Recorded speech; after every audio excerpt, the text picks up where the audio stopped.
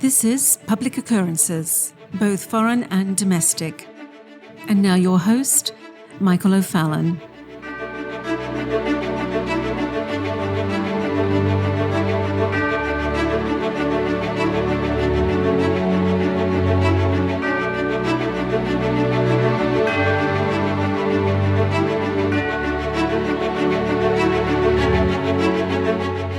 Well, for the last several years, a metastasizing, cancerous, corrupting cultural phenomenon has swept across the nation that has become increasingly more corruptive and downright nauseating, with each new manifestation of the next show basically playing a grotesque game of top that every few months. It is winsomely named, and everybody already knows the name right now. It's Drag Queen Story Hour. It's part of our lexicon today in America. It should be named, as the Babylon Bee does properly, men dancing in women's underwear in front of little children. And as we are both disgusted and rightfully angered at the same time, and I do want to point out that the videos of Drag Queen Story Hour that have been making their way across social media over the past year and a half or so, for several months at least, it seemed like several months, well, you couldn't scroll through Twitter for 10 seconds without having another Drag Queen Story Hour shoved in front of your face. Almost all of the Drag Queen Story Hours have some very important and defining similarities. And you need to take note of this. First of all, you have the man gyrating and thrusting his front genitalia and his buttocks or whatever provocatively, visibly right in the very close proximity of children. Secondly, in almost every viral Drag Queen Story Hour video, you have the head or the face of a child or children in view as they stare at the sexual car wreck that is taking place directly in front of them. I mean, it's as if the person with the iPhone in each instance has experience as a director of photography from a television studio or a movie studio, because you always have that child's head or face in the shot perfectly, like in thirds, with the clear view of the degenerate man dancing in women's underwear right in front of the child. I mean, it's almost as if there's some sort of instructions on how to cinematically direct the dance around a perspective shot. Now, you might want to start making note of this.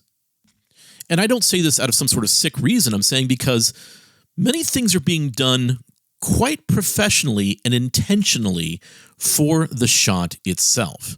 Now, it might just be organic, and I could be completely wrong, but it's as if it's made to ensure that you have the intended effect of horror and repulsion and anger, that you wish you could jump in and save that child from this situation. But Drag Queen Story Hour does a number of things that are explicitly Marxist. In terms of the goals of having men dress provocatively as women dancing in front of little impressionable children, you're creating an enormous psychological confusion in the small child who is being completely confused by what they are witnessing in front of them. And really, no doubt, this is unequivocally sexual abuse of a child. And in each sinful, beyond belief Drag Queen Story Hour video of transgender or drag men gyrating in women's underwear in front of little children, you have confirmation bias that our civilization has completely gone off the edge. That we, in 2023, have completely lost our bearings. And that something must be done. And we should demand that laws are enforced, or laws are passed to end the psychological child abuse being done to children at Drag Queen Story Hour. But let's also remember that the ideas and concepts behind Drag Queen Story Hour are really nothing new. On the 21st of March, 1919, and you can almost bet that they were trying to ensure that the revolution date would be March 15th instead of the 21st, the Hungarian Soviet Republic was formed. The second communist regime in Europe after Russia itself was proclaimed. And so the Social Democrats and the Communist Party merged under the interim name Hungarian Socialist Party. And Bela Kun was released from prison and sworn into office. Along with Kun into office, in the newly formed Hungarian Soviet Republic, was a man that we have mentioned before in our podcast several times, and only in the most horrific terms possible, by the way.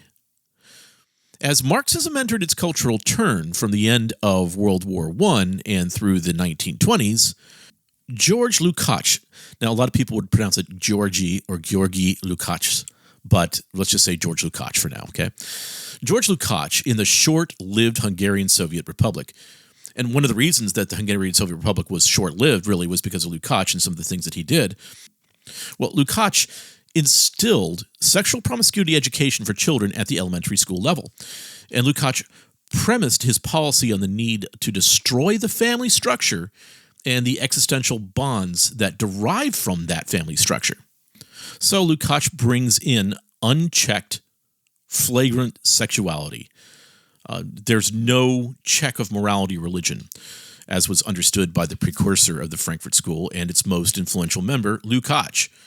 And this is, again, before the time that the Frankfurt School was actually started. This is also the time that Gramsci was becoming active in terms of being able to articulate cultural Marxism. But as a useful mode of really, and the whole purpose of this, and the reason why you're doing this, the reason why you're bringing all this hypersexuality into little children, was that it was a useful mode of forming communism's new man. Because what Lukács knew is that the strategic sexualization of children would destabilize the children's development. It would separate them from their family's traditional upbringing. It would separate them from their culture.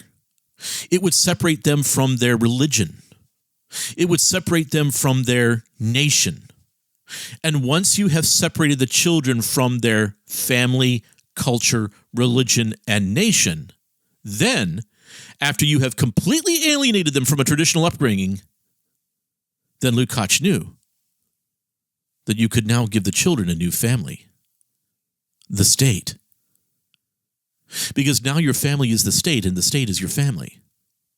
A new culture in proletariat communism. A new sprawling Soviet bloc of a nation. And a new religion of Marxism. Because it is Marxism, and specifically this toxic blend of Gramscian, Lukácsian Marxism, really that is at the central heart of Drag Queen Story Hour. It is accelerating the contradictions for kids. It is accelerating the deconstruction of our civilization. Marxism is at the heart of Drag Queen Story Hour. Well, there was another well-known young Hegelian Marxist involved in this mess, and this man would have really seen his prominence many years later. His name was Herbert Marcuse, and who we've referred to again many times over the past in our podcast. But Herbert Marcuse was a fellow member of the Frankfurt School with Lukács, and he would write several decades later in his book that really sparked the sexual revolution. He would say this. Again, this is from Eros and Civilization. Quote, "The psychoanalytic liberation of memory explodes the rationality of the repressed individual. As cognition gives way to re-cognition, the forbidden images and impulses of childhood begin to tell the truth that reason denies." End quote. So for Marcuse, the imposition of an erotic psychoanalytical liberation explodes the rationality of the child. And as the old cognitive process of the child gives way to re-cognition, the erotic imagery and impulses of that was previously forbidden is now the new truth that their previous reason and upbringing would be repulsed by. It is pedagogical Marxism. It is Marxism. And that is what is going on with Drag Queen Story Hour. But wait, there's more. Because what is happening with Drag Queen Story Hour is the confirmation bias reflexive wheel. And every single time that someone sees the next Drag Queen Story Hour performance before kids, it does confirm that something is wrong and must be done. And that is our natural impulse, folks. And this is used by those on both the left and the right to confirm that there is something horrible going on and we have to stop it now. And of course, all sorts of blame begins for situations that should never be happening in any country, in any region, anywhere. And so now it is an opportunity of those that have a plan to coalesce power, to gain followers. And as my friend James Lindsay was pointing out over the last 6 months, you might want to consider that what Drag Queen Story Hour also functions as is a mid-level provocation, or a non-violent provocation. And in this strategy, agitators will engage in behavior that, if accepted, moves one of their mass line agendas along, or that, if resisted, provokes a reaction that can be framed as an unjust overreaction. This is like what we're talking about with Beautiful Trouble and the ideas of Serge Popovich, how really your goal is your opponent's reaction. And they're masters at this. In fact, it's Antifa's bread and butter tactic. And its goal is always to put its target into a dilemma of giving in and demoralizing themselves or reacting, and then being portrayed as having been overreacting. And this is why we, along with Moms for Liberty and others, started the rallying cry, "Don't give them Drag Floyd." Don't stoke the fires of anger so violently that it leads to a violent physical reaction from the right. But for whatever reasons, instead of realizing that the core of what has led to the insanity of Drag Queen Story Hour is actually Marxism, and then doing all that we can to eliminate the continuation of Marxism and neo-Marxism within Christianity. The core leadership of the Christian Nationalist movement, by the way, has decided to seize upon the proliferation of Drag Queen Story Hour. And while we all need to make sure that we get the right people into office to enforce the laws on our books, or that we will need to go to our legislatures to create more specific law, and I would say that we need to do everything within our legal framework to stop this from happening. This is sexual child abuse. But in saying these things and making this the main thing, and it seems to be the main thing that, especially on the Christian Nationalist side, is part of their main sell, there seems to be something that's being ignored in all of this, completely pushed off from taking actual action. And this is not something that we need to just give lip service to on social media. And this is one of my chief concerns with some of the people that are the leaders. And I'm not talking about folks that are there for the right reasons and that love this, but the folks who are at the core of the Christian nationalism movement. That before we start talking about taking state power, we might want to get our own house in order first. Because in many ways, in the evangelical and Reformed churches across our nation, we have something just as bad or maybe even worse than Drag Queen Story Hour still happening almost every day in seminary classrooms and every Sunday in nearly 50% of our churches across the country for the last decade and a half. The evangelical and Reformed churches have hired dancers. They've hired the very best of dancers, really well skilled, for Karl Marx Story Hour. For the last decade and a half, gradualistically, almost like a long striptease, Christian seminaries, Christian universities, Christian denominations, Christian parachurch ministries have been holding Karl Marx Story Hour before children, students, and adults alike. It has been Marxist fun for the whole family, and has been accompanied by all sorts of different kinds of dancing, depending on the genre that you actually like, that Karl Marx and his band of exotic dancers can perform for you and teach you how to dance in step with them. For instance, for nearly 10 years at Southern Baptist Theological Seminary, you had some of the youngest, slickest Karl Marx Story Hour performers anywhere. They were the prime bunch. Like race Marxism dancer Matt Hall, who was the provost at Southern Baptist Theological Seminary under Albert Mohler, where race Marxism dancer Matt Hall said in his articles at Southern Seminary, quote, "The best thing you can do to start is to take a humble posture, recognizing that you have a racialized worldview, which you are likely unaware of. Your beliefs, attitudes, and values have been formed in ways deeply informed by whiteness." End quote. So Karl Marx Story Hour dancer Matt Hall is first telling you that you must have what is called epistemic humility, which basically means that you can't come to the seats below the stage where Matt is dancing with your own objective epistemological beliefs because they might be informed by power and oppression and whiteness.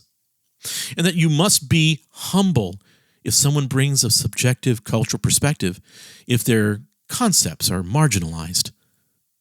Then the super talented Marxist dancer Matt Hall tells his students that you most likely have a racialized worldview that you aren't even aware of because your sinful internal racism is unconscious.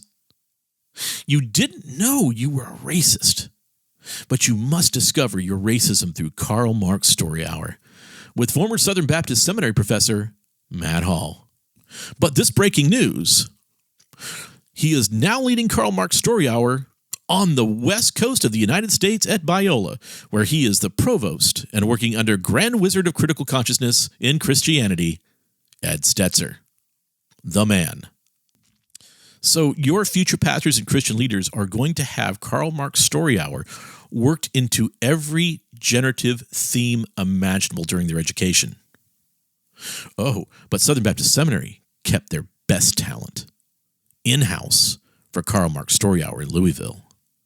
You see, students at SBTS have the very best, most talented Karl Marx Story Hour dancer in the United States.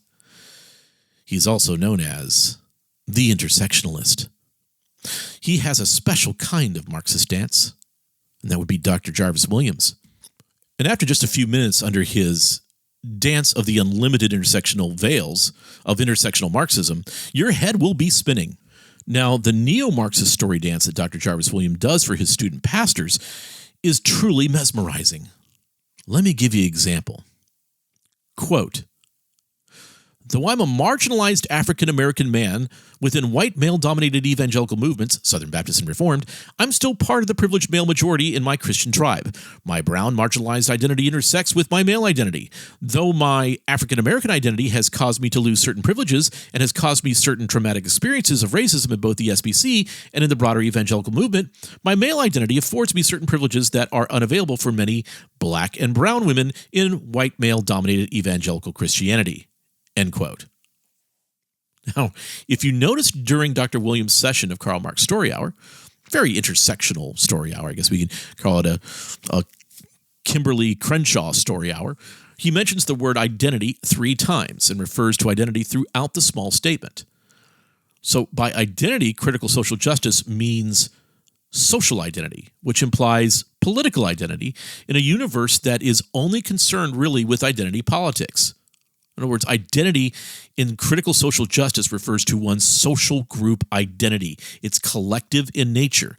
And that's what you're going to see over and over again is this kind of pushing in of collectivism, where one social group is defined by intersecting socially constructed group categories that are defined in terms of mostly immutable demographic characteristics that have, by this point, become really very, very familiar to most of you. I would imagine if you listen to my show, you hear this all the time.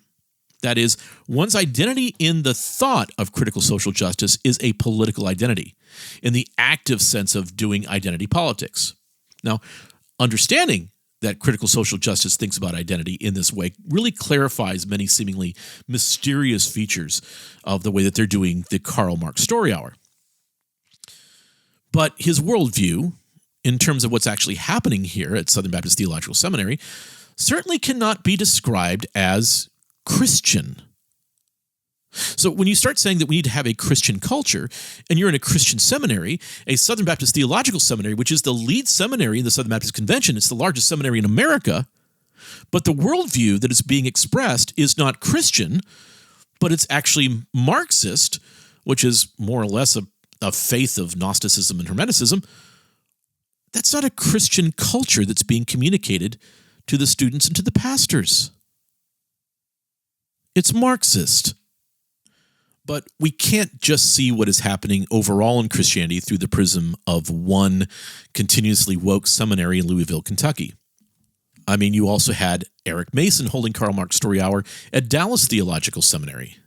You had real dancing specialists of more of the Rousseau variety in Chris Watkins, who wants to replace your social contract, at Reformed Theological Seminary.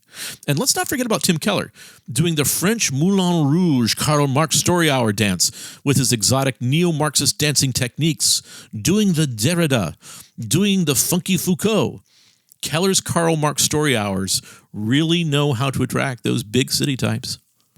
And all of what's actually happening at RTS is really all on Ligon Duncan, who said that he didn't groove on Karl Marx, but it certainly seems to be grooving on just about everybody else that comes from a Marxian perspective. And Duncan has somehow retained his position after creating the Liberation Movement Seminary, adjacent school with Carl Ellis, which some of my team attended on the first meeting that they held for that school in Atlanta. And they came back to me telling me it was just straight up James Cone story hour. And they told me that Carl Ellis's words were almost like honey to the ears of almost Christians discovered. So you have Karl Marx story hour at CRU, formerly Campus Crusade for Christ. You have a continuous mishmash of liberation theology tinged Karl Marx story hour at Southeastern Baptist Theological Seminary with Walter Strickland. Once again, a big fan of James Cone and liberation theology. And you have supposedly conservative seminaries across our nation still taking hundreds of thousands, even millions, to support diversity, equity, inclusion. Just this past year, while they're all condemning DEI. We'll talk more about that later. You have individual churches in the Southern Baptist Convention and the PCA setting up Karl Marx story hour for their congregations, like Pastor Willie Rice of Calvary Baptist Church, who back in 2020 was having Robin DiAngelo's white fragility be praised during his own Karl Marx story hour, with a panel filled with critical race theorists. It also is in the PCA, like with Alexander June, who was the General Assembly moderator for the PCA, who said, quote, "I consider myself a critical race theorist. You can be and a Christian at the same time," end quote. You have a complete lack of addressing CRT at the SBC Anaheim Convention. They just completely avoided the subject, just ran past it. And then, after completely running past it, they had the introduction of a denomination-wide soft CRT program being launched. And this is all across evangelicalism and Reformed denominations. No one in leadership has faced any church discipline that I'm aware of for 12 years of Karl Marx story hour.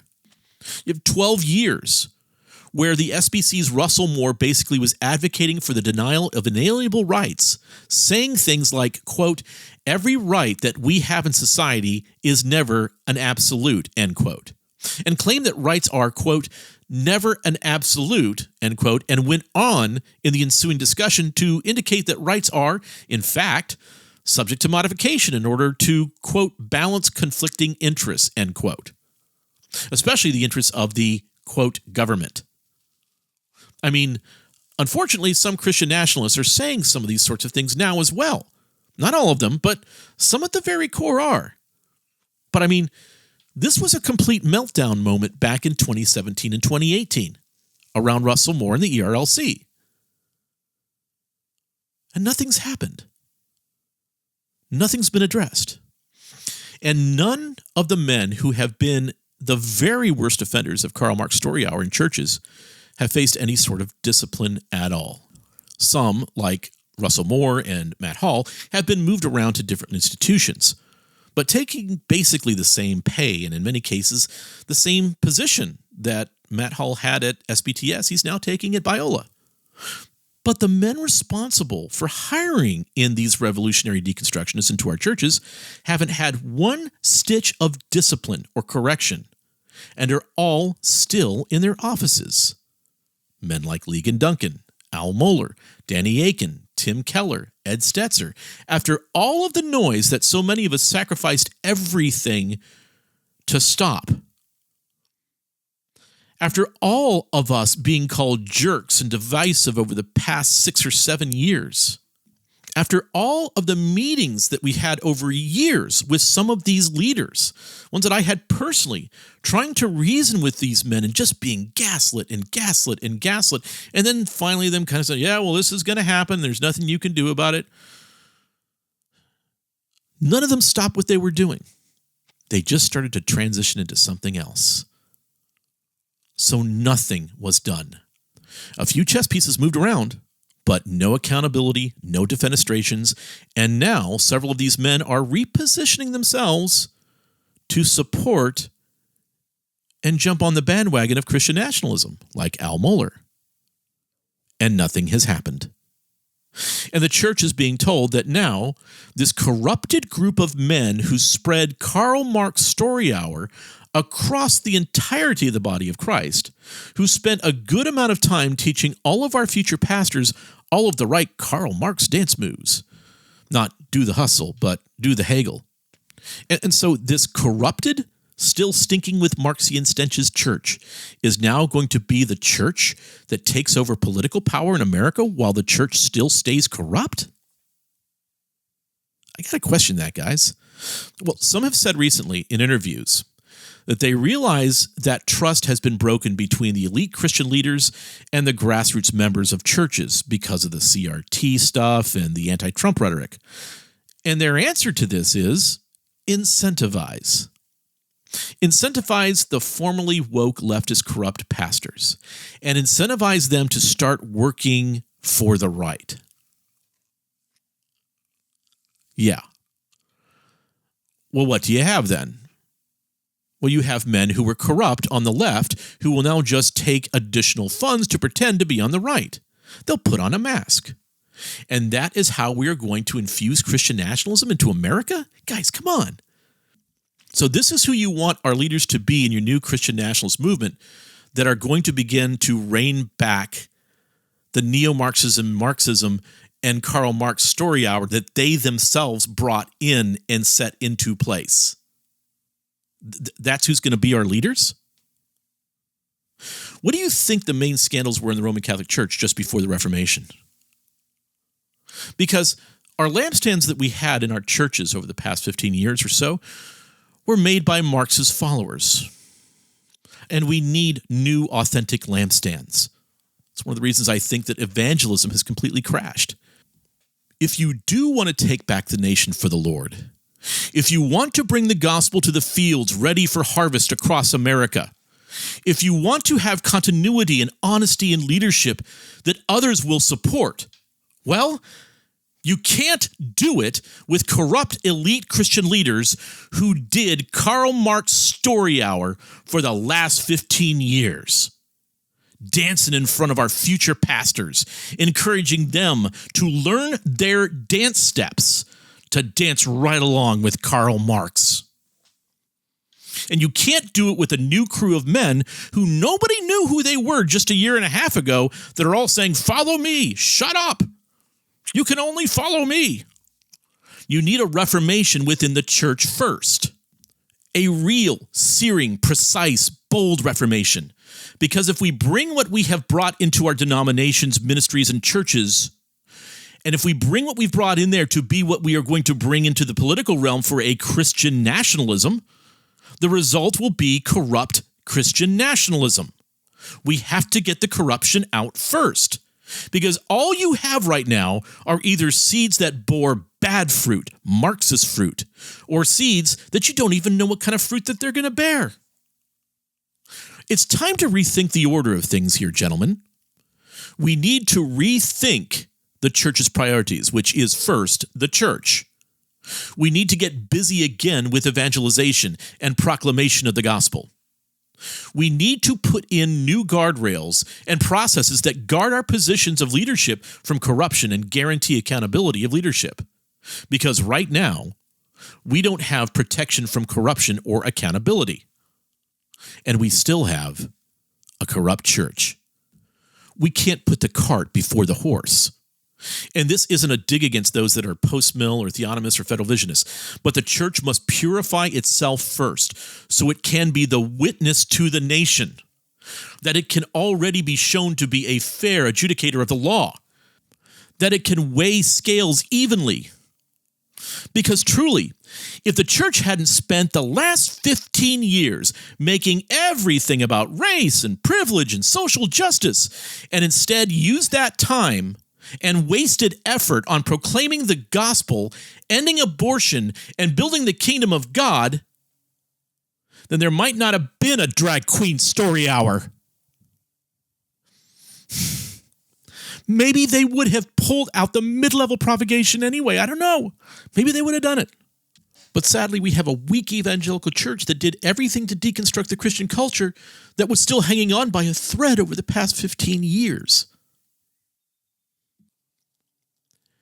And reconstruction will be difficult in a nation that is quite suspicious in today's environment.